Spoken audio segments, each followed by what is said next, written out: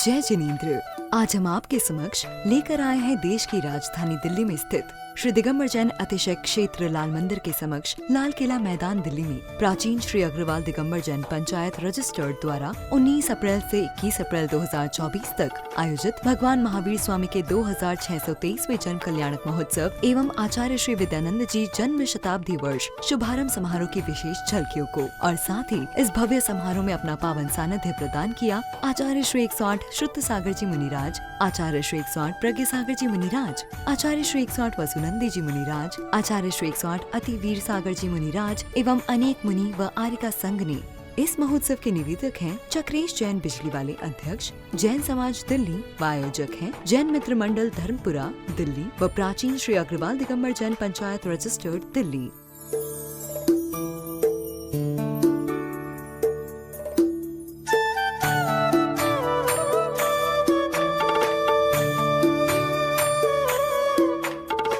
आज आप देखेंगे इस महोत्सव की पहली कड़ी अर्थात 19 अप्रैल 2024 की विशेष झलकियों को। महोत्सव का शुभारंभ ध्वजारोहण की मांगलिक क्रियाओं से किया जाता है।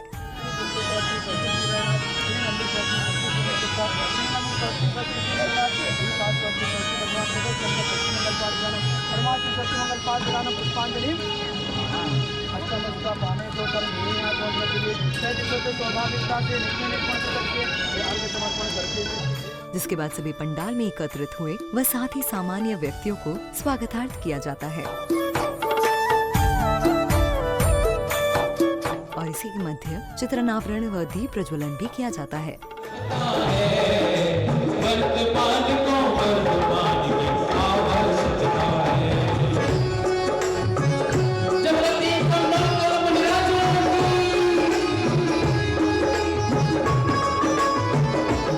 श्रृंखलाबद्ध कार्यक्रम को बढ़ाते हुए मंगलाचरण की मनोभावन प्रस्तुतियां दी गई, जिसके साथ ही सौभाग्यशाली भक्तों ने गुरुवर का पाद प्रक्षालन कर पुण्य का संचय किया।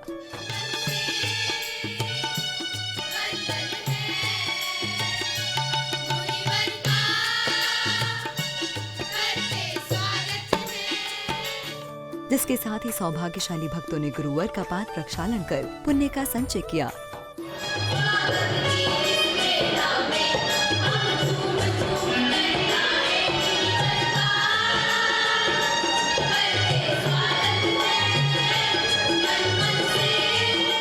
तत्पश्चात गणनीय आर्यिका श्री चंद्रमती माता जी ने महोत्सव को मंगलमय शुभता प्रदान करते हुए अपने मुखार बिंद से धर्म सभा को भगवान महावीर की मंगल देशना सुनाकर संबोधित किया। कितना उन तीर्थंकर का पुण्य होता है जो सोधर्म जैसे इंद्र के आसन को भी कंपायमान करता है और सोधर्मेंद्र वहां से 7 पैन आगे चल करके नमस्कार करता है और भगवान को दर्शन करने के लिए अपनी इंद्राणी सहित अपने परिकर सहित इस भारत भूमि पर आता है। सोचिए आप। पूज्य आर्यिका श्री के आशीर्वाचन के उपरांत इस महोत्सव में दिल्ली के अध्यक्ष श्री वीरेंद्र सचदेवा जी का मंगल तिलक व माल्यार्पण स्वागत अभिनंदन किया गया।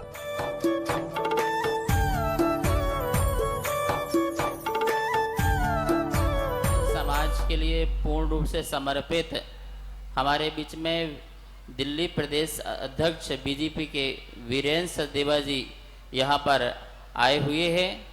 ये उनका एक लगाव था लाल मंदिर के प्रति और हमारे चक्रेश जी के प्रति और मुनियों के प्रति और जैन समाज के प्रति। इसी प्रकार से समाज की सेवा करते रहें और सबका आशीर्वाद लेते रहें, आपका भविष्य उज्जवल रहे। इसी मंगल भावना से आने वाले समय में आप दिल्ली के अच्छे श्रेष्ठ पद पर विराजमान हो, ऐसी मंगल भावना के साथ आपको बहुत बहुत साधु संतों का आशीर्वाद है। अभी महाराज जी ने कहा कि परमिशन नहीं मिल रही थी। महाराज जी, आप पूरे समाज को दिशा देते हैं। आपके काम में जो अड़चन डालेगा उसकी तो दुष्टता वैसे भी माफ नहीं की जा सकती, तो आपके कार्य को कौन रोक सकता है। और आपका आदेश था, हमारे लिए ईश्वर का आदेश है और उसकी पालना करना हम सबका कर्तव्य है। आज हम सब 2550वां निर्माण उत्सव भगवान महावीर का मनाने जा रहे हैं और जब से मैं अध्यक्ष बना हूं लगातार आचार्य जी का आशीर्वाद मार्गदर्शन मुझे मिलता रहता है और लगातार मैं एक ही बात कहता हूँ कि जितना मैं भगवान महावीर को पढ़ रहा हूँ और जितना मैं जैन समाज को पढ़ रहा हूँ, मुझे लगता है कि अगर पूरे विश्व में कष्ट दूर करने का कोई साधन है, विश्व में शांति स्थापना करने का कोई साधन है, विश्व में सब जगह समृद्धि का कोई रास्ता है, तो वो जैन समाज के माध्यम से ही निकल सकता है। और अब वह क्षण आया जब गुरुवरों ने समस्त कार्यक्रम स्थल को अपनी मंगलवाणी बिखेर कर सभा में परिवर्तित कर दिया। सचदेवा जी के प्रयासों से ये जगह समाज को मिल पाई, ये परमिशन मिल पाई। ये परमिशन नहीं मिल पा रही थी तो सोचिए, जब कोई राजनीति का व्यक्ति जो शिखर पर पहुंचा वो अगर साथ में हो जाता तो कितनी अनुकूलताएं, कितनी आसानी हो जाती है। तो सोचिए, जब तीन लोकानाथ जब आपके साथ में हो जाता होगा तो कितनी अनुकूलताएं, कितनी सुख सुविधाएं, कितनी मन की शांति, प्रसन्नता, खुशी और आनंद आपके जीवन को मिला करता होगा। अगर एक आकलन निकाला गया, ईसाइयों की संख्या 2.5 करोड़ के ऊपर है, 250 करोड़ के ऊपर है। मुस्लिम समाज की संख्या 190 करोड़ के ऊपर है। हिंदू भी संख्या में बहुत हैं और जैन समाज संख्या में अल्प रह गई। इसका कारण क्या है? कहीं ना कहीं हमारी कोई कमजोरी, कोई किसी बात है जो हम लोगों के बीच में फैली हुई है, उसको हम लोग नहीं समझ पा रहे। प्यारे बंधुओं, बहुत संक्षेप से समझने की जरूरत है। धर्म सभा के मध्य एक बार पुनः कार्यक्रम में पदाधिकारी, बहुमान्य व्यक्तियों का स्वागत अभिनंदन किया गया। अभी गुरुवर कह रहे थे कि भगवान महावीर की वाणी को हमें घर घर तक ले जाना है, तो मैं आपको ये विश्वास दिलाता हूँ, मैं वचन देता हूँ कि भगवान महावीर की वाणी को मैं अपने क्षेत्र के एक एक व्यक्ति तक पहुंचाने में कोई संकोच नहीं करूंगा। विकसित भारत, शिक्षित भारत, विकसित भारत, शिक्षित भारत, भारत ही सर्वेश मेरा देव मेरा देश, मेरा भारत महादेश। बच्चों, महावीर स्वामी कहते हैं हर बच्चे में भगवान होता है। बच्चा भगवान होता है क्योंकि बच्चा जो होता है वो इंसान जो करना चाहिए वो करता है। उसके मन में कभी भी छल कपट नहीं होती है, कभी भी मायाचार नहीं होता है। और आपके जो टीचर्स हैं वो गुरु हैं, गुरु का सम्मान रखो, कभी उनकी हंसी मत उड़ाइए, कभी मजाक मत कीजिए, उनका चरण स्पर्श कीजिए और उनसे शिक्षा लीजिए। महोत्सव में आगे पेंटिंग प्रतियोगिता का आयोजन किया जाता है, जिसमें वर्धमान स्कूल के छात्र छात्राओं ने अपनी कला का बखूबी अविस्मरणीय प्रदर्शन किया।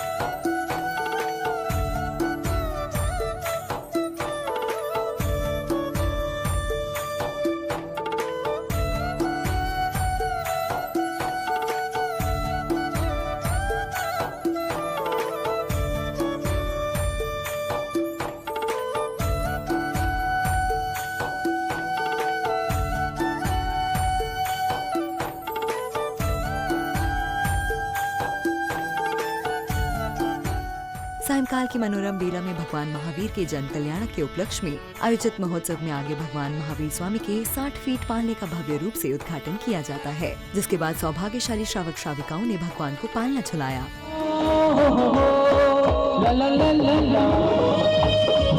जब जग में दीपंकर, तब सारी वसुधा पर एक हर्ष छाया, ये तारा और हर्ष छाया, एक हर्ष छाया, ये तारा और हर्ष छाया। जन जन के अंतर में हम सब। सीए अजय जैन सर, जिन्होंने 40 की एज में अपनी रिटायरमेंट ले ली है, लगभग 1,08,000 बच्चों को पढ़ाया और अपने जीवन को वास्तव में उस ओर मोड़ दिया कि जहां पर हम सभी को भी उनसे प्रेरणा लेनी चाहिए कि किस प्रकार हम अपनी लाइफ को बैलेंस कर सकते हैं। तत्पश्चात सांस्कृतिक कार्यक्रम आयोजित किया गया, जिसमें भगवान के वैराग्य धारण करने के भावुकमय पलों का अवलोकन किया जाता है। गर्भ समय से मोक्ष समय तक भव्य जनों के भाग्य संवारे, ये सारे जगत के प्राण आज मैं धन्य हुई। हमारे मन में वन उपवन में जाकर बसंत ऋतु का आनंद उठाने की इच्छा व्यक्त हो गई है।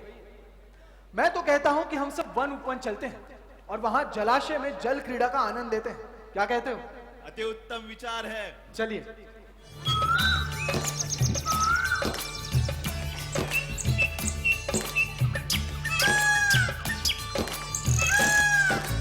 आया बसंत का पर्व, महाकोयल कुहू कर कूच रही। नंदनवन की शोभा देखकर ऐसा प्रतीत होता है जैसे ऋतुराज बसंती वाला का ब्याह हो रहा है। आज दरबार में कोई मुकदमा या पेशी नहीं है महाराज। आपके शासन में चहु और शांति है। तब फिर क्या करें? बताओ नेमी। अरे नेमी, तुम इतने उदास क्यों बैठे हो? अरे भाई, तुम्हारी उदासी हमें भी उदास कर जाती है। नहीं भ्राता, भाई भाई में कैसी भी लड़ाई हो शोभा नहीं देती। और फिर मैं तो सदा शांत निराकुल रहना चाहता। आप मेरे बड़े भाई, इस यादव कुल के कुलभूषण हैं। ये राज्य आपका है और सदा आपका ही रहेगा। ओ पकड़ तर्जनी नेमी की, सब मिलकर जोर लगाते हैं। दिन भर की घटनाओं का ख्याल करता हूं तो मुझे कुछ समझ नहीं आता, लेकिन मेरा मन व्याकुल है। मैंने ही नेमी को लड़ने के लिए आग्रह किया था। यद्यपि वो बलशाली है, तथापि उसने विनम्रता पूर्वक अस्वीकार कर दिया। धैर्यवान, चरम शरीरी और इसी भव से तीर्थंकर होने वाले हैं। अभी वे अविवाहित हैं। वे आपकी पुत्री राजमती के लिए सर्वश्रेष्ठ योग्य वर है।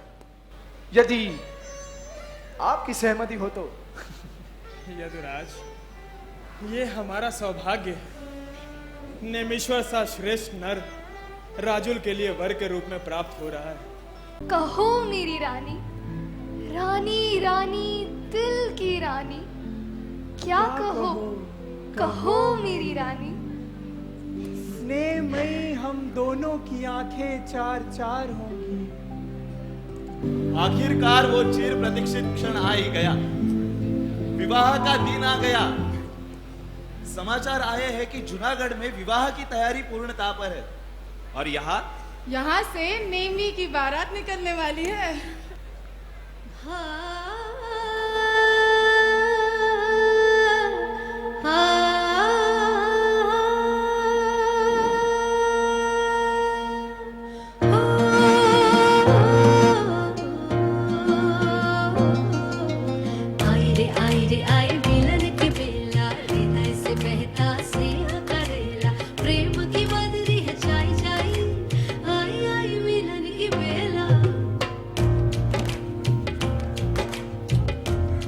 की बारात निकल पड़ी है।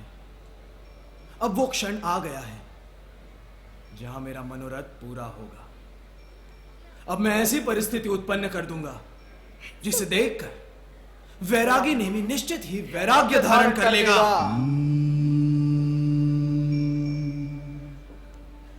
पर स्वार्थमयी दुनियादारी यह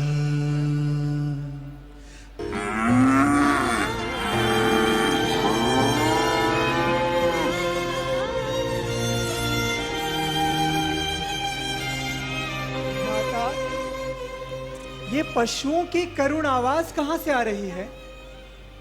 ये तो उनके घर लौटने का समय है। नेमी, तुम्हारी बारात निकलने वाली।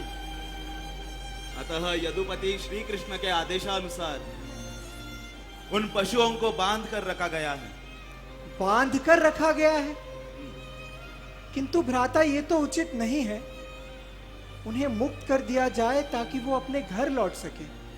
श्री कृष्ण को मेरे रहते हुए अपना राज्य निष्कंटक नहीं जान पड़ता।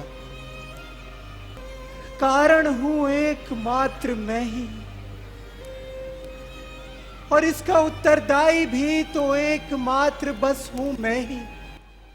आज इसी समय मैं अविचल सुख को खोजूंगा। सभी जानते थे कि वे इसी भव से मोक्ष जाने वाले हैं।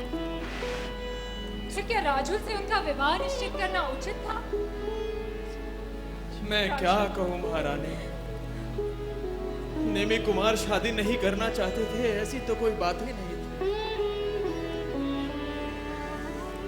उन्होंने तो प्रसन्न चित्त से राजुल से विवाह करने का प्रस्ताव स्वीकार किया था। हाँ, उन्हें विवाह स्वीकार था, तभी तो वे बारात लेकर निकले थे।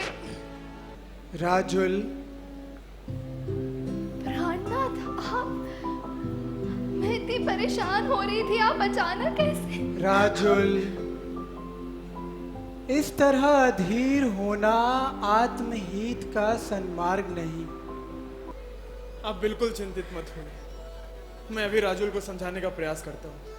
नक्की था या नक्की होगा? नहीं पिताजी, मुझे तो ऐसा लगता है मेरी सगाई नेमेश्वर से होगी, पर शादी नहीं होगी, ऐसा नक्की था। राजुल बेटा, पिताजी अब विकल्प करने से कुछ नहीं होगा। तभी दीक्षा लेना ठीक होता है। नहीं पिताजी, अब मैं किसी दूसरे से विवाह नहीं कर सकूंगी। द्विग्न हूँ, सोचती हूँ, वैसे भयंकर वन विषय होकर दिगंबर पूर्णतः श्री नेमी जन कैसे रहे? पर नेमी जीन तो निरंतर घन घोर भादो मास में, घन घोर भादो मास की घन घोर काली रात में।